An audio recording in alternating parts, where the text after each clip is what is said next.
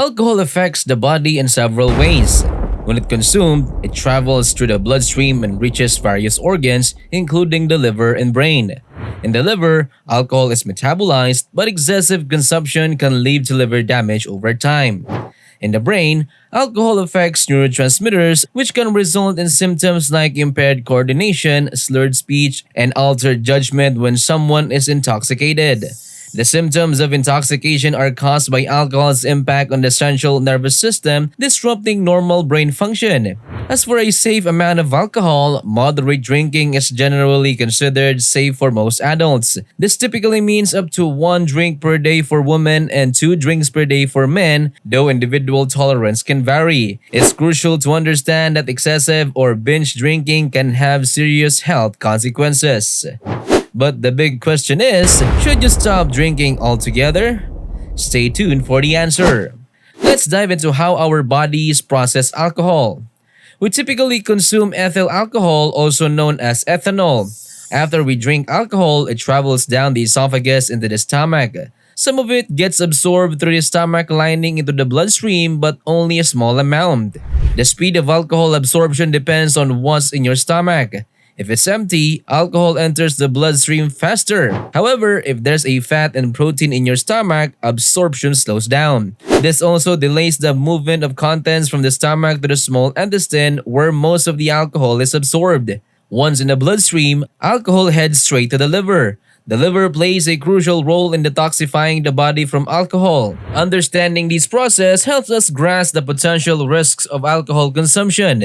The blood vessels from the stomach and small intestine merge into the hepatic portal vein, directing everything to the liver for processing. As blood enters the liver, much of the alcohol it carries moves into liver cells called hepatocytes for processing. The first conversion that occurs is alcohol turning into acetaldehyde, which is more toxic than alcohol itself. This conversion is facilitated by an enzyme called alcohol dehydrogenase and coenzyme called NAD. The liver cells then convert acetaldehyde into acetate using another enzyme called aldehyde dehydrogenase and another NAD module. This conversion happens within the mitochondria of the liver cell. Acetate can be further processed for energy, which is a better outcome than having toxic acetaldehyde accumulate in the liver. However, when someone consumes high levels of alcohol or drinks alcohol chronically, these conversion systems can be overwhelmed. This can lead to negative effects on the body due to toxic buildup of acetaldehyde or other byproducts.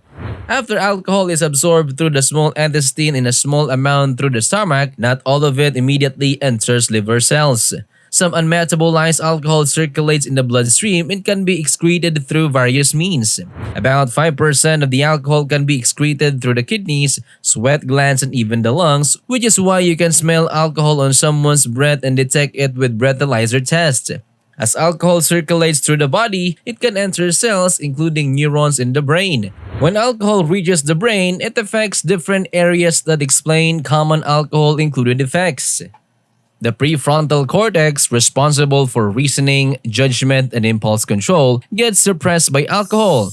This explains why people may act differently or make impulsive decisions when drinking.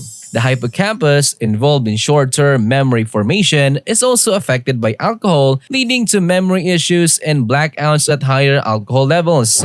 The cerebellum, responsible for coordination and balance, get impacted, causing stumbling and loss of coordination. Alcohol also affects hormone secretion, like antidiuretic hormone from the pituitary gland. This hormone normally tells your kidneys to hold onto water, but alcohol inhibits it, leading to increased urine output and potential dehydration. The last brain structure I want to mention is the medulla oblongata, part of your brain stem. It controls vital life functions like breathing, heart rate, and reflexes such as vomiting and gag reflexes, which prevents choking. Suppressing the medulla, which alcohol can do at higher levels of intake, is dangerous and can lead to fatal cases of alcohol overdose, also known as alcohol poisoning. Ingesting higher levels of alcohol can be extremely detrimental because it overwhelms in the body's ability to metabolize it effectively. The symptoms we've discussed earlier, like impaired judgment and coordination, worsen with the increased intake and can become life-threatening in cases of overdose. specifically focusing on the liver, which plays a central role in alcohol metabolism. Ingesting more alcohol means the liver cells have to work harder to process it all. However, there's a limit to how much alcohol the liver can handle efficiently. If we push beyond that limit, we can overwhelm the liver's metabolic pathways. One such pathway that kicks in at higher alcohol levels is the microsomal ethanol oxidizing system, or MIOS, or pathway, which involves the cytochrome P450 enzyme. This pathway produces more acetaldehyde, a toxic substance. Additionally, it generates reactive oxygen species, or ROS, damaging cellular components like DNA. Another pathway involves organelles called peroxisomes, using hydrogen peroxide and the catalase enzyme to convert alcohol into acetaldehyde. Both pathways contribute to the accumulation of acetaldehyde, which is more toxic than alcohol itself.